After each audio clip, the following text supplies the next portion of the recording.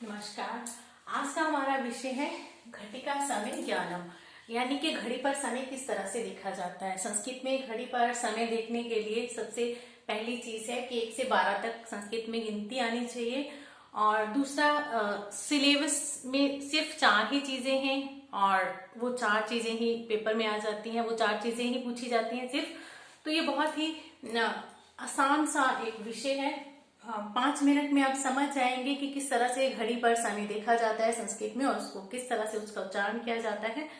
तो चलिए वीडियो शुरू करते हैं। सबसे पहली बात, संस्कृत में गिनती आना बहुत जरूरी होता है। तो 1 से 12 तक गिनती है ये, इसी के अकॉर्डिंग हम यहाँ पर समय देखेंगे। जैसे अभी इस समय घड़ी पर 1 बज रहा है, 1 बजे का ये समय हो रहा है। तो इस पूरे समय को क्या बोलेंगे हम? वादनम। संस्कृत में एक को क्या बोलते हैं? एक। हम यहाँ पर क्या लगाएंगे? एक वादनम। ठीक है, वादनम। बजे को क्या बोलते हैं? वादनम। ठीक है, एक वादनम। अगर यहाँ पर एक की जगह 2 बज रहे होते तो क्या लिखते हैं हम? एक की जगह क्या जाता? द्विवादनम। ध्यान रखेंगे, संस्कृत में वैसे तो 2 के लिए द्वौ आता है, ऐसे लिंग में द्वौ आता है, स्त्रीलिंग में द्वे आता है और नपुंसक लिंग में भी द्वे लिखा जाता है। लेकिन जब भी गिनती लिखते हैं हम 1 से लेकर 100 तक, जहां पर भी गिनती आएगी वहां पर क्या होता है? या तो द्वि आएगा या फिर द्वा आएगा। द्वौ कहीं पर नहीं आएगा, ना ही द्वे आएगा। ठीक है, ये चीज नोट कर लीजिए। हाँ, तो ये हो गया द्विवादनम। अगर 3 बजे का समय होता है यहाँ पर तो क्या आता? त्रयवादनम। तो यहाँ पर द्वि की जगह क्या आ जाता? त्रयवादनम या त्रिवादनम आ जाता। ठीक, अगर 4 बजे का समय होता तो चतुर्वादनम। इसको हम चतवार में लिखते, चतुर्वादनम हो जाता। जैसे या चतवार वादनम में लिख सकते हैं इसको, वादनम, चतुर्वादनम। उसी तरह से पंचवादनम, छठवादनम, सप्तवादनम, अष्टवादनम, नववादनम, 10वादनम, 11वादनम और 12वादनम। सिर्फ पूरा समय बताने के लिए, जब भी पूरा समय बताएंगे तो क्या आएगा? सिर्फ वादनम लगेगा साथ में। ये संख्याओं के अंक रहेंगे, यहाँ पर विसर्गे नहीं आएंगे। समय जब भी बताया जाएगा, परिभाषित किया जाएगा तो विसर्गे नहीं आएंगी। यहाँ पर भी विसर्गे नहीं आएंगी। गिनती में विसर्गे होती है लेकिन यहाँ पर विसर्गे नहीं आएंगी। एक वादनम, द्विवादनम, त्रयवादनम, चतुर्वादनम भी हो सकता है, चतुर्वादनम भी हो सकता है, पंचवादनम, छठवादनम, सप्तवादनम, सभी का जैसे आएगा। तो उसके बाद आएगा सपाद, जिसको हम हिंदी में उच्चारण करते हैं तो क्या बोलते हैं? सवा। अगर 1 की बात करें तो 1:15 बजे बोलते हैं। अगर 1 बज रहा हो, ये मिनट की सुई और ये घंटे की सुई, अगर इस तरह का समय हो, जैसे 1:15, तो इस समय को हम क्या बोलेंगे? 1:15 और 1:15। तो 1:15 के लिए क्या शब्द है? हर सवा के लिए क्या है हमारे पास? सपाद। सपाद एक वादनम। क्या आ जाएगा? सपाद एक वादनम। वैसे सपाद द्विवादनम, सिर्फ सपाद लगाएंगे।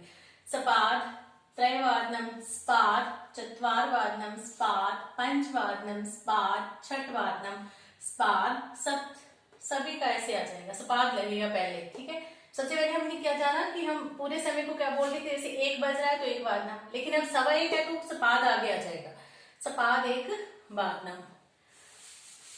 और अगर यही समय, अगर ये ऐसे हो रहा हो तो इस समय को क्या कहेंगे? अब इसको क्या बोलते हैं हम? 1:30 बजे बोलते हैं या 1:30 बोलते हैं। तो ये आधा हो जाता है। ठीक है, तो आधे के लिए क्या बोलते हैं? साध। क्या आएगा यहाँ पर? साध एक वादनम।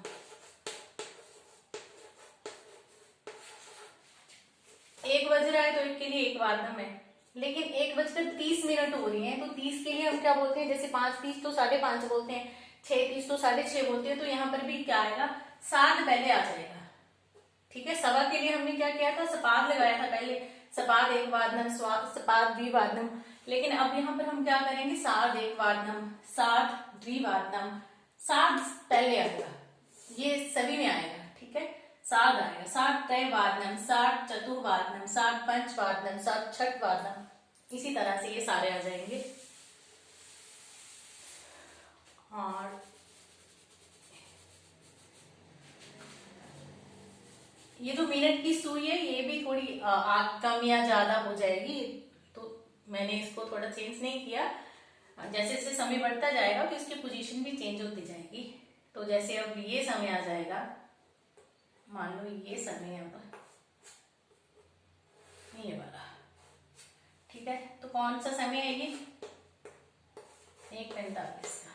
ठीक है, तो इस समय के लिए हिंदी में हम क्या बोलते हैं, पौने। अब 1:45 को क्या बोलेंगे हम, 1:45। लेकिन बहुत से बच्चे इसमें कंफ्यूज हो जाते हैं और इसको क्या कर देते हैं, पादोन एक वादनम ही लिख देते हैं। एक वादनम नहीं आएगा यहाँ पर, जैसे हम हिंदी में उच्चारण करते हैं 1:45 को समय को क्या बोलते हैं हम, 1:45। तो यहाँ पर भी क्या आएगा, पादोन द्विवादनम। 1:45 को समय को क्या लिखेंगे, पादोन द्विवादनम।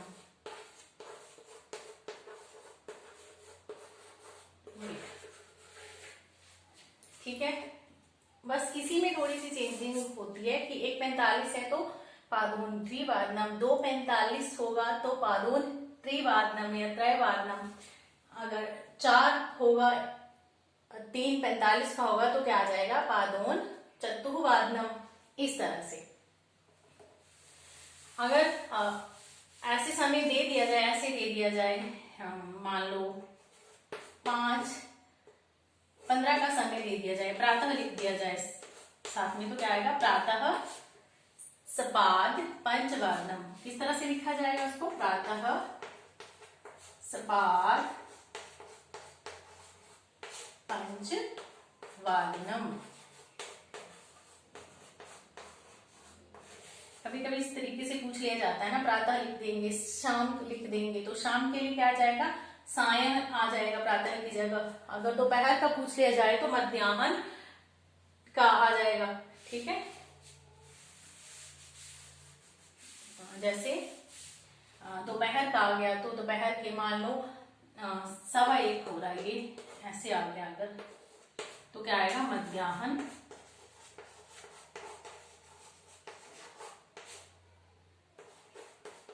सपाद एक वादनम।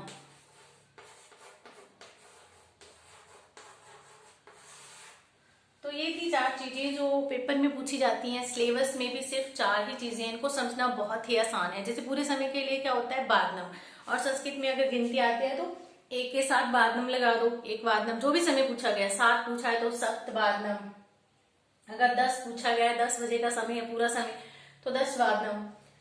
और अगर सवा वाला समय है, 1:15 है या 10:15 है, 10:15 के लिए क्या आएगा, सपाद आएगा पहले, सपाद 10 वादनम। 12 का समय है तो सपाद द्वादश वादनम। उसी तरह से अगर 1:30 वाला समय है, जैसे 5:30 हो रहे हैं तो साढ़ पंचवादनम, साढ़। अगर 8 का समय है, 8:30 का, तो सार्धष्ट वादनम। ठीक है, और चौथी चीज है हमारी पौने वाली, जो 1:45, 2:45। तो जब भी ये समय लिखा जाता है तो 1:45 को क्या लिखेंगे हम, पादोन द्विवादनम। ठीक है, तो इस तरह से बहुत छोटा सा विषय था, 4 नंबर का आता है पेपर में, तो अच्छी तरह से इसको तैयार कर लीजिए। उम्मीद करती हूँ कि आपको ये विषय समझ में आया होगा।